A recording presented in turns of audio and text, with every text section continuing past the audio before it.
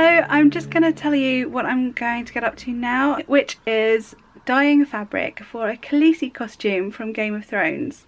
Yeah, I've been doing this costume for a couple of years and it's actually one of my most popular items. So I opened a slightly different shop called Ocean Costumes because a lot of the costumes are sometimes, well, they're a different sort of style, aren't they, to the things that are generally on my Ocean Creations website, which is more about festival clothing and like circus type, well yeah, for festivals really. So the costumes was a little bit different, so I thought I'd open a different shop, and so now my Khaleesi inspired costume can be found at Ocean Costumes, and it's generally made to order, but because I use the plants from the garden to dye the fabric to make it look like it's dirty really, but of course you can't just sell something that's dirty. I use plants from the garden to dye it, and those tend to die over winter, which is when the costume is most popular for Halloween costumes generally. So I'm going to do one big batch of cotton. It's really nice thick organic cotton and I'm really pleased with this fabric. The first thing I've done is put it through the washing machine because it isn't prepared for dyeing. And new battery.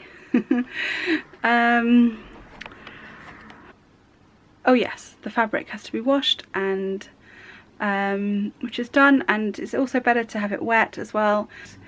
I've got a whole load of rotten onions, which will be perfect, and right, so I shall just get on with it. First I'll quickly show you, here's a Khaleesi costume which is going to be collected in a couple of days. You can't see the hip belt, but that's waiting to have its edges dyed. And here's the top half of another one that's on order for next week, if they want it in a hurry. So if you'd like a Khaleesi costume for Halloween, please get your orders in soon, because I only have a limited amount of fabric already done, and this will be it now until next summer when the weeds grow again and I can make some more. Or have a look at what I'm doing and have a go yourself. Alright then. The cows are almost all laying down. I hope I get this done before it rains.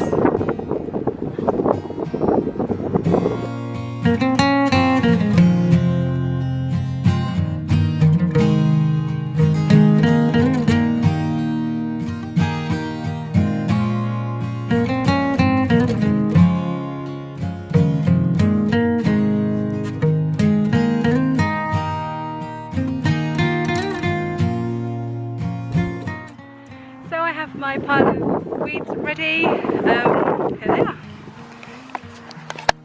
I think I've got enough there. I'll just now distribute them over the fabric.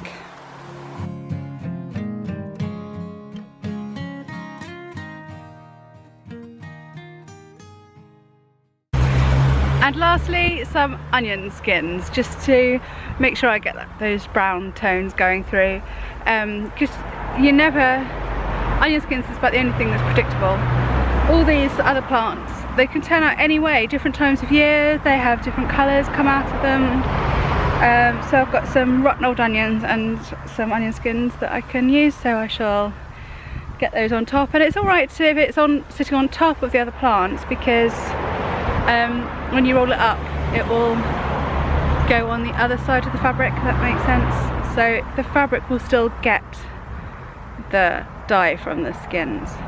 The other thing to note is to make sure you get the different weeds spread out, because otherwise, like I said, you don't always know what results you're going to get. So there's one particular type of dandelion that has a particular colour, then you want it all spread out, because otherwise you can end up with like a bright red patch in one corner and it just doesn't look right. So that's the other tip if you're having a go at this.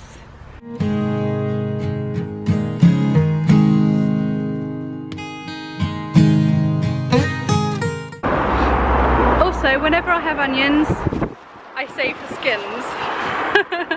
So whenever I'm cooking, I just keep this bag on the work surface. I hope you can hear me alright, the traffic's pretty bad today. Okay.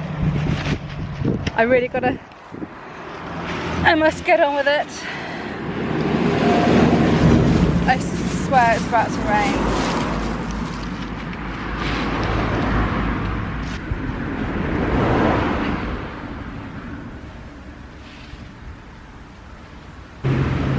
And then you roll as tightly as you can.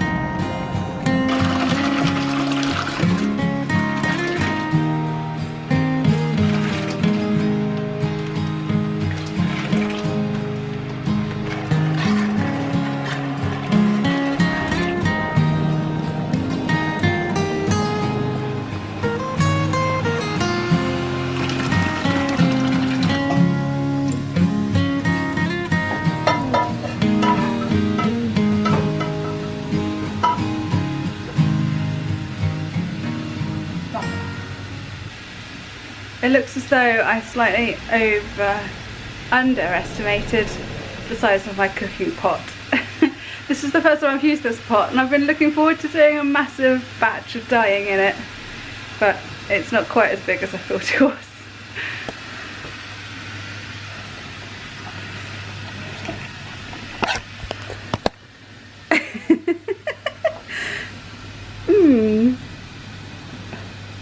Not quite working. I'll have to see if I can stuff it in a bit more.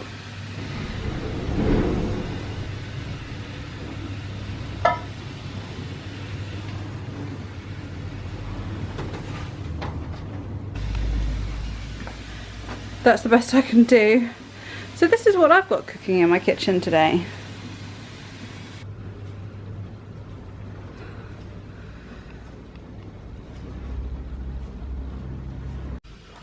Right, this one is sitting in a bucket for a couple of more days. It's sat there in the tub for 2 days so far. Yeah, you can sort of, it just about gets in that bucket. And I've currently got the second, oh, I zoomed in a bit there. See that? I've just put the second one in to dye now. So I'll leave that soaking over the weekend as well. Hi, well I'm about to take out the fabric out of the saucepan, cooking pot, to take all the gubbins off it, all the onion peel and other bits of weeds and stuff off the fabric.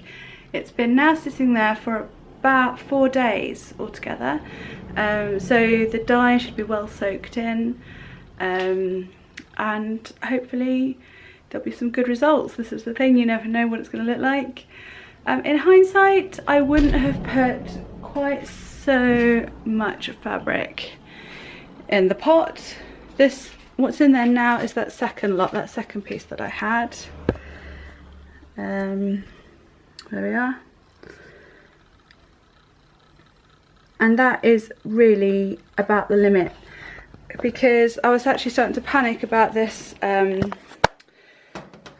This is quite a new cooker and I didn't want the glass on top to crack, and in hindsight I think I was being a bit risky with such, I mean this was half full with water, it was pretty heavy. So I actually took it off the heat a lot sooner than I would do normally, which is why I left it to soak for 4 days. Normally I only leave it overnight and that's good enough when it's been, usually I leave it sort of cooking for about an hour, sort of on low. Better when we've got the Rayburn lit with our wood burning stove, which is our heating for the winter, but of course in the winter there aren't the plants that I need for the dyeing, which is really frustrating because it's on anyway. I may as well be using the hob to cook on. And of course the other thing is, being cast iron, the weight would be no problem at all for the Rayburn.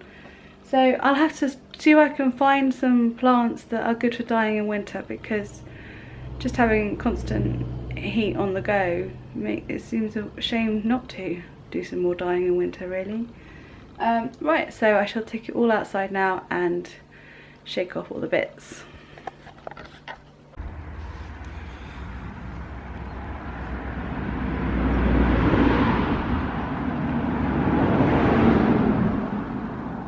Out the way, Tinkerbell. Oh, my cat wants to be in the video, please. Please, can I be in the video?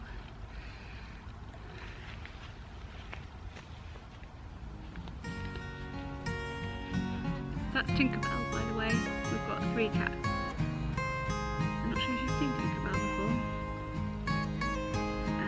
Right, I shall start with the biggest one. This is where it's been sitting in this bucket all this time.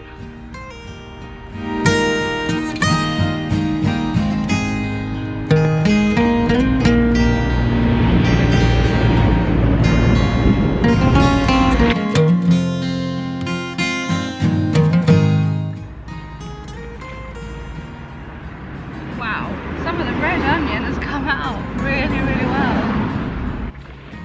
That's great for blood stains.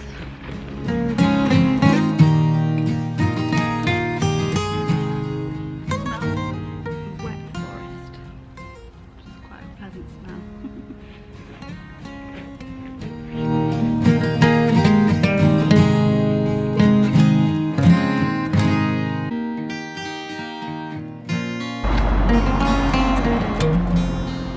So this is the result. It's still quite wet. I'll give it a wash through now and dry it off, and the effects will be paler once it's been washed generally.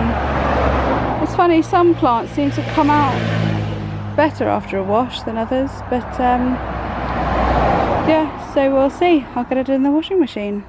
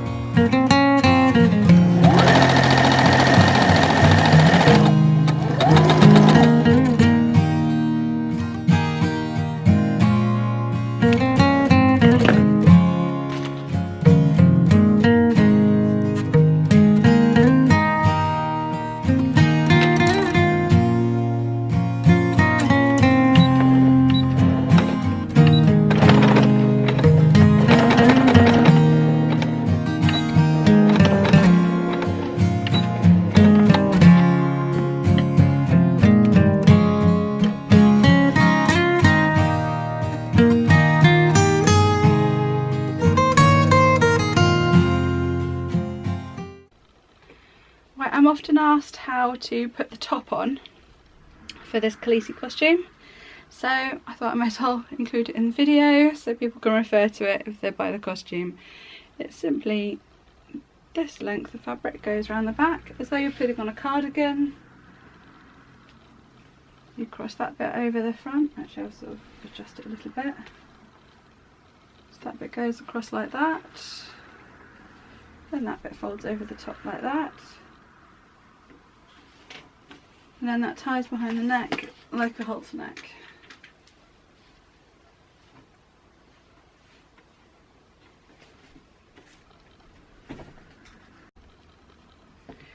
And then you keep it in place with a brooch.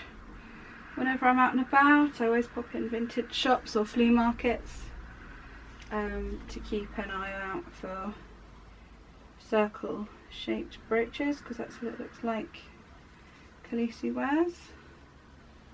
And so that pops in there to hold it in place. I'll probably adjust that a bit more actually. Let me adjust that a bit. There we go. One complete Khaleesi costume. This is a sort of jersey knit. This is trim that you get with upholstery. And this is just plaited leftover bits of fabric. I'll be honest, the skirt is a little bit paler than I normally get from my natural dyeing. So I think I might go over, this one is a bit of a rush order, so I don't have time to dye it again a second time. But I'll either, hang on. Sorry, I've just got out of the shower. I was sort of trying to avoid pointing the camera at myself, but I think I'm going to have to. What was I saying? Yeah, the fabric not being quite dark enough. Normally I use an old rusty pot, which I think must help somewhat. I've read that iron can help absorb dye into the fabric, so maybe that's it. Maybe that's why this has come out paler than it normally does.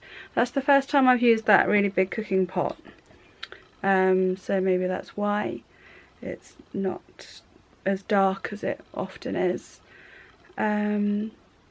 So I still love the subtle shades. I might use that for like a natural wedding dress or something instead of the Khaleesi skirts. I've got a whole roll of the organic cotton, so I've got plenty there. I just need to hurry up and get on with it before the season changes. So I might actually have to do smaller batches of the Khaleesi skirts and go back to using my my saucepan, basically, my old rusty saucepan, to try and get that to work better. Right, so there we are. If you want any questions or hints or tips or anything about how to make your own Khaleesi costume, do send me an email to helen@ocean.co.uk, and give the video a thumbs up if you liked it, and please subscribe. That would be fantastic. Thank you for watching. Bye.